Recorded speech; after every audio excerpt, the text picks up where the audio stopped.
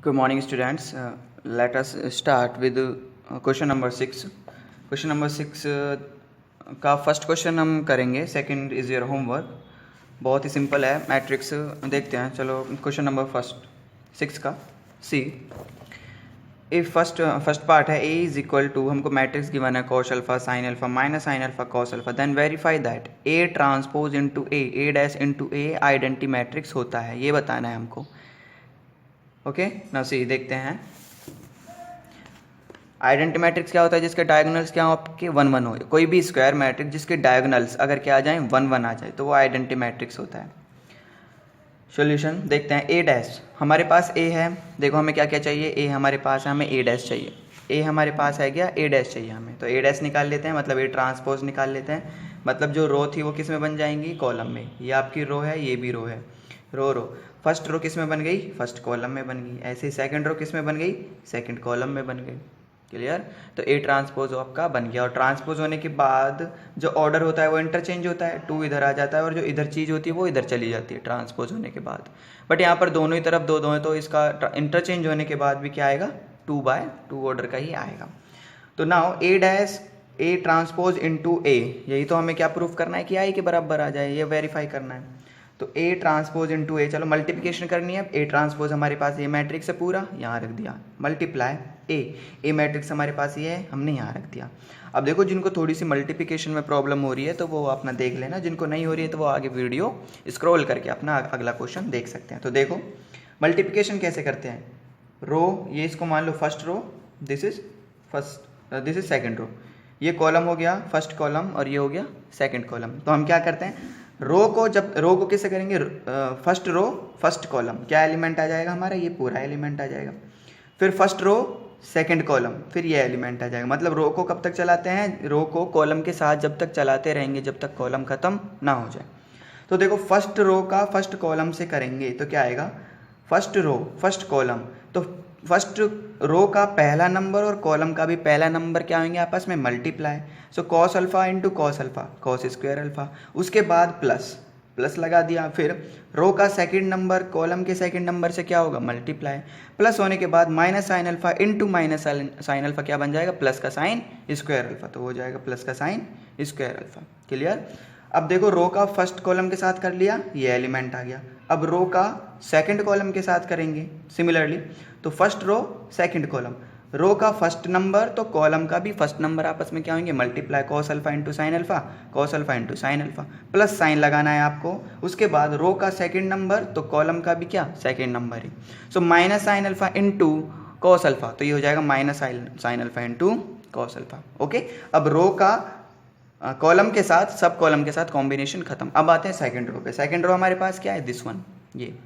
So second row का first column के साथ करेंगे वही सिमिलर. सेकंड रो का पहला नंबर तो कॉलम का भी पहला number, sine alpha into cos alpha. दोनों आपस मल्टीप्लाई करते हैं, that's why sine alpha into cos alpha, sine alpha into cos alpha. Plus sine, row का सेकंड नंबर अगर ले रहे हो तो कॉलम का भी सेकंड नंबर, प्लस साइन लगता है बीच में जरूर. तो रो का सेकंड नंबर कॉलम का भी सेकंड नंबर. तो cos alpha minus sine alpha, ये किसका आ जाएगा आपके पास? Cos alpha into minus sine alpha, ये आ जाएगा minus sine alpha into cos alpha. Clear? Again row का फर्स्ट कॉलम के साथ हो गया. चलो रो का देखते हैं सेकंड कॉलम के साथ. तो रो का फर्स्ट नंबर तो कॉलम का भी first number, sine alpha into sine alpha, sine square alpha. Again row का सेकंड नंबर तो कॉलम का भी क्या? सेकंड नंबर, प्लस का और प्लस साइन लगाना है. देखो sign alpha into sine alpha, sine square alpha, plus second number into second number cos square alpha. Clear? तो आप यहाँ से देख पाओगे कि जो ए डैश ए है, देखो cos square alpha plus sine square alpha 1 होता है. ये देखो sine cos alpha into sine alpha, और एक ये माइनस का है, minus sine alpha cos alpha, दोनों सेम चीज़ है. तो ये आपस में हो जाएंगे cancel out. Minus sine alpha cos alpha और sine alpha cos alpha. Similarly यहाँ पर साइन अल्फा कॉस अल्फा और एक है minus sine alpha cos alpha, ये कैंसिल आउट. सपोज जैसे x माइनस एक्स, ये कैंसिल आउट हो जाता है. Sign square alpha plus cos square alpha, ये आ जाएगा आपका 1. तो हमने देखा ए डैश ए हमारे पास क्या मिला? 1 0 0 1. तो जो डायगनल्स है हमको क्या दिख रहा है? डायगनल्स. और स्क्वायर मैट्रिक्स है, बिल्कुल है. स्क्वायर मैट्रिक्स क्या होती है? जिसके कॉलम और रो सेम हो. रो और कॉलम सेम हो, 2/2 का है, 3/3 का है, 4/4 का है, डजंट मैटर. रो और कॉलम सेम होनी चाहिए. और उस स्क्वायर मैट्रिक्स के डायगोनल एलिमेंट्स क्या हो? 1 हो, और बाकी जितने भी एलिमेंट्स वो क्या हो? 0. वो होता है आपका identity matrix. I have already discussed in the introduction part. So hence proof, ये ए डैश इंटू ए किसके बराबर आ गया, आई के बराबर आ गया, सो प्रूफ हो गया। सिमिलरली आपको क्वेश्चन नंबर 6 का सेकंड क्वेश्चन खुद को ही करना है आपको, it is very easy. Now let's see question number 7। So that the matrix A is a symmetric matrix. Symmetric matrix की कंडीशन क्या होती है, इंट्रोडक्शन पार्ट में मैंने पूरा दिया था। क्या होता है कि अगर कोई भी स्क्वायर मैट्रिक्स है ए, उसका ट्रांसपोज उसी के बराबर आ जाए, सपोज ऐसे। So that the matrix A हमारे पास ये है, हमें is a symmetric matrix. First part ले रहा हूँ मैं। For symmetric matrix we know that, symmetric matrix के लिए क्या होता है, कोई भी मैट्रिक्स है, कोई भी मैट्रिक्स अगर उसका ट्रांसपोज कर देते हैं तो वो उसी के बराबर आ जाए, तो वो क्या होता है आपका सिमेट्रिक मैट्रिक्स होता है। क्लियर, क्या होता है, सिमेट्रिक मैट्रिक्स होता है। चलो ए मैट्रिक्स तो हमारे पास है, ए ट्रांसपोज और निकालते हैं। अगर ए ट्रांसपोज ए के बराबर ही आ गया तो हम क्या कहेंगे कि this A matrix is a symmetric matrix. Okay, here A हमारे पास है, ए डैश देखें ये किस ऑर्डर का है, और सिमेट्रिक और स्क्यू सिमेट्रिक मैट्रिक्स के लिए क्या कंडीशन थी कि कोई भी फॉर एनी स्क्वायर मैट्रिक्स के लिए ही पॉसिबल है। जब भी कहते हैं कि कोई भी square matrix, clear, square matrix होना चाहिए। और देख भी सकते हो ए आपको क्या गिवन है, 3/3, this is a square matrix, मतलब रो और कॉलम सेम है। तो ए ट्रांसपोज हम निकालेंगे, ये रो फर्स्ट हो गई, first row, second row, third रो।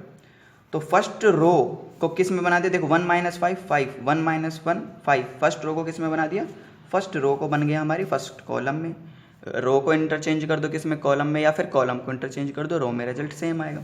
सेकंड रो किस में बन गई, सेकंड कॉलम में, देख सकते हो -1 2 1 -1 2 1, 5 1 3 5 1 3। तो थर्ड रो किस में बन गई, थर्ड कॉलम में। क्लियर, तो हमने देखा यहाँ से, यहाँ देखो ए मैट्रिक्स जो ये चल रहा था, देखो हमारा यहाँ से भी देख सकते हो ए मैट्रिक्स और ए डैश मैट्रिक्स सेम आ रहे हैं। देखो 1 - 1 5 1 - 1 5 -1 2 1 -1 2 1 सेम आ रही है। तो hence A dash is equal to A, तो हम क्या कहेंगे, so matrix A is symmetric matrix. Clear, 7 का सेकंड पार्ट भी देख लो आप।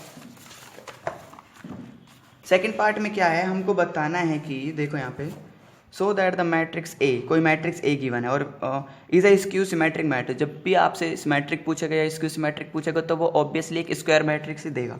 तो यहाँ पर ए आपके पास क्या 3/3 का मैट्रिक्स है जो कि स्क्वायर मैट्रिक्स। हमको बताना है कि क्या ये मैट्रिक्स स्क्यू सिमेट्रिक मैट्रिक्स है। Okay, simple.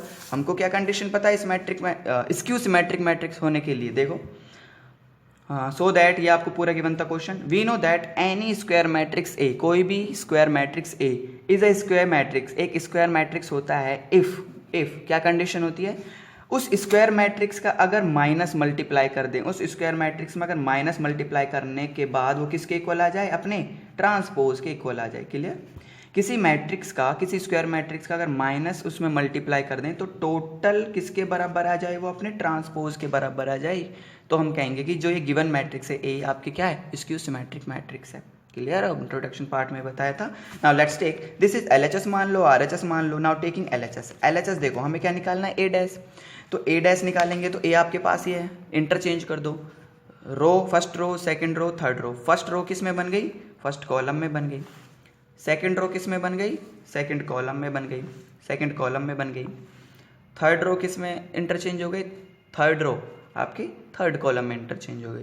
क्लियर, तो ये ट्रांसपोज आपने निकाल लिया। अब आपको क्या चाहिए, अब लेकर चलते हैं आरएचएस। आरएचएस में आपको चाहिए -a, तो माइनस का मल्टीप्लिकेशन किसके साथ, ए मैट्रिक्स के साथ। ए मैट्रिक्स आपको ये गिवन है पूरा, तो अंदर मल्टीप्लाई कर दो माइनस का हर एलिमेंट के साथ। यहाँ माइनस के 0 से करोगे तो 0, -1 के साथ -1, minus into -1 +1, minus into -1 +1, minus into 0 0, minus into 1 -1, minus into 1 -1, minus into -1, ये हो जाएगा 1, और माइनस इंटू 0 ये 0 हो गया। तो हमने देखा ए डैश भी यही आ रहा है, 0 - 1 0 - 1 1 1 0 -1, और माइनस ए भी आपका क्या आ रहा है, यही आ रहा है 0 - 1 1 1 0 - 1 -1 1 0।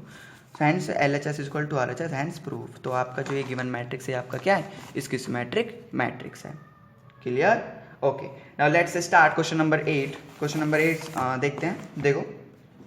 Okay, for the matrix A is equal to 1 5 6 7, this is a matrix, square matrix है 2/2 का। Verify that first A plus A dash is a symmetric matrix. Already proof करवा चुके हैं ये हम इंट्रोडक्शन पार्ट में ये प्रूफ करवा चुके हैं कि मैंने एक मैट्रिक्स मारा था और उसका ट्रांसपोज लेकर दोनों का ऐड किया था, तो वो भी क्या आया था, एक सिमेट्रिक मैट्रिक्स ही आया था। नाउ लेट्स चेक, देखो यहाँ पर भी देखते हैं हमको क्या दिखाना है। देखो कोई मैट्रिक्स है उसका ट्रांसपोज अगर लेते हो, कोई मैट्रिक्स है जैसे ट्रांसपोज है ए, अगर उन वो मैट्रिक्स और ट्रांसपोज वाला मैट्रिक्स मतलब ए और ए डैश का सम करोगे, एडिशन करोगे तो ऑलवेज क्या मिलेगा, सिमेट्रिक मैट्रिक्स। अगर स्क्वायर मैट्रिक्स है और उसका ट्रांसपोज का आप क्या करते हो, सब्ट्रैक्शन करते हो, तो क्या मिलेगा, always skew symmetric matrix. I have already prove that. Okay now that let's see question number 8 का फर्स्ट हमारे पास है गिवन, हमें क्या गिवन है, ये गिवन है ए 1567। ओके इसका ट्रांसपोज निकाल लेते हैं। ए ट्रांसपोज क्या हो जाएगा, रो किस में चेंज हो गई, कॉलम में, रो किस में चेंज हो गई, first column first row second row, sorry first row first column second row second column, interchange कर दिया, ए ट्रांसपोज आ गया। और किस ऑर्डर का होगा, वो 2/2 का है। ठीक है नाउ सी यहाँ देखो हमें क्या बताना है कि अब हम निकाल लेते हैं पहले। नाउ हमने निकाल लिया कि a plus A dash is equal to, निकाल लो, a आपके पास गिवन ये है, ये हो गया, प्लस ए ट्रांसपोज आपने क्या निकाल लिया, ए ट्रांसपोज आपने ये निकाल लिया, इन दोनों का एडिशन करा तो हमारे पास आया 2 11 11 14। ठीक है now we know for symmetric matrix के लिए कंडीशन क्या होती है।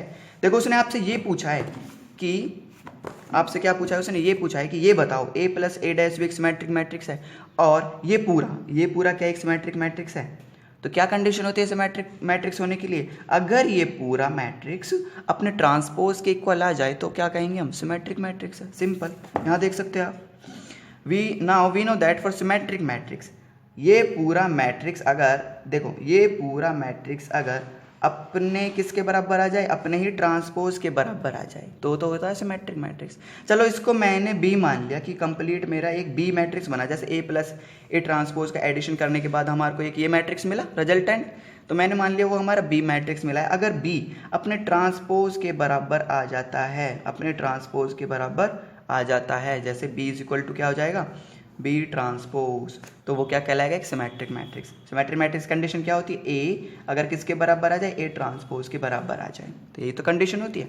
तो बस इसको कोई भी मैट्रिक्स हो क्या सिमेट्रिक दिखाने के लिए, अगर वो मैट्रिक्स अपने ट्रांसपोज के बराबर आ जाती है तो क्या होगा, वो सिमेट्रिक मैट्रिक्स। चलो चेक करते हैं।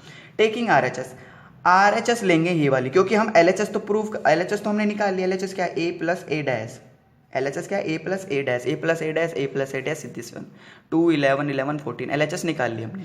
अब हम निकालते हैं आरएचएस, लेकर चलते हैं। टेकिंग आरएचएस में क्या है, ए प्लस ए डैश का ट्रांसपोज, क्या है, ए प्लस ए डैश का ट्रांसपोज, यही तो निकालना है, बी ट्रांसपोज। तो देखते हैं ए प्लस ए डैश हमारे पास पूरा मैट्रिक्स क्या था, ये पूरा था, यहाँ से देख लो ए प्लस ए डैश ये आया था। इसका ट्रांसपोज अगर हम कर रहे हैं, इसका ट्रांसपोज कर दो, सिंपल, जितनी रो है किसमें इंटरचेंज कर दो, रो फर्स्ट रो और सेकेंड रो।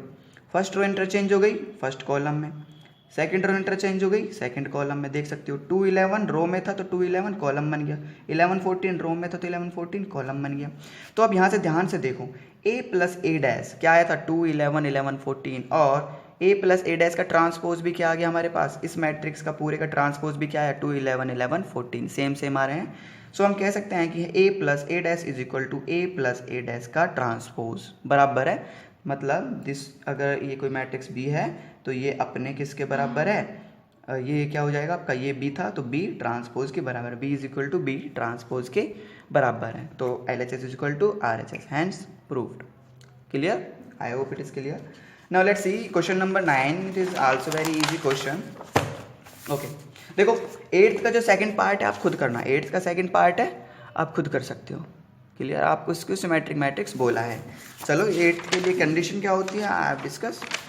ओके यहाँ देख लो, आपको पता है 8th का जो सेकंड पार्ट है वो कह रहा है कि प्रूफ करो कि a minus A dash is A skew symmetric matrix. Suppose a minus A dash हमको क्या बताना है कि ये मैट्रिक्स है जो रिजल्टेंट एक मैट्रिक्स बनेगा पूरा, क्या एक स्क्यू सिमेट्रिक मैट्रिक्स, क्या एक स्क्यू सिमेट्रिक मैट्रिक्स से प्रूफ करना है। तो क्या होता है स्क्यू सिमेट्रिक मैट्रिक्स कंडीशन, कि अगर ये मैट्रिक्स अब आपके पास जो गिवन मैट्रिक्स, इसको मान लिया हमने B, तो B मैट्रिक्स मान लिया जैसे बना था, तो अगर किसी मैट्रिक्स का नेगेटिव साइन किसके बराबर आ जाता है, अपने मैट्रिक्स के ट्रांसपोज के बराबर आ जाता है।